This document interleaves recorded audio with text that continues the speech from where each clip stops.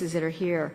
According to the GAO, some large farms can produce more raw waste than human population in a large U.S. city.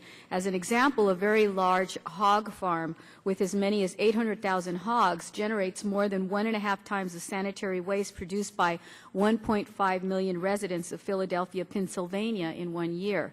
This manure waste can pose significant risk to public health and the environment. More than 29 states have linked groundwater contamination to CAFOs. A waste also emits toxic gases such as hydrogen sulfide and ammonia and contains more than 150 pathogens such as E. coli and Salmonella. A variety of health problems faced by neighbors of huge industrial farms has been linked to the vast amounts of concentrated animal waste. In 2004, EPA scientists reported that acute respiratory irritation and effects of the central nervous system could be caused in downwind populations subjected to hydrogen sulfide emissions from wastewater lagoons. In North Carolina, hog farms in recent years have concentrated in eastern North Carolina, a relatively poor region in the state with a large rural African American population.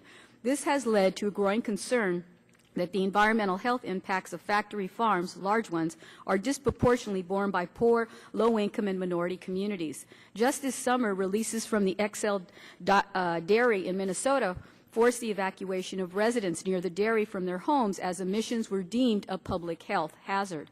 I'm concerned about EPA's proposal to exempt CAFOs from reporting requirements included in the Superfund and the Emergency Planning and Community Right to Know Act. Without reporting requirements, first responders and health providers will be without critical information.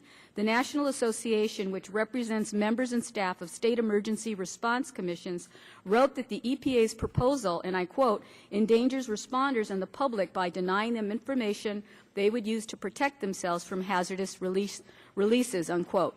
I am also concerned by the findings that will be presented today by the GAO.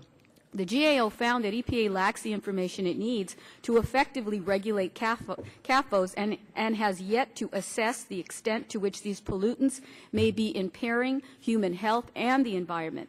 In addition to the risk posed by these first responders and public health officials, I have serious questions on the basis of this proposal to begin with. Under existing regulations, only those emissions exceeding 100 pounds must be reported.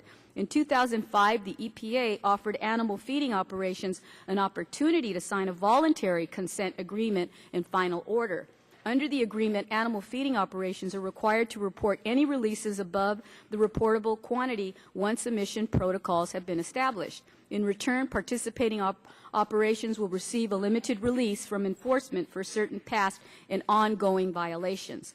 Given the risk to public health and first responders from emissions and the existing flexibility, I believe a blanket exemption from reporting is irresponsible and an unnecessary risk. I look forward to hearing from our witnesses, and I yield back the balance of my time, Mr. Chairman.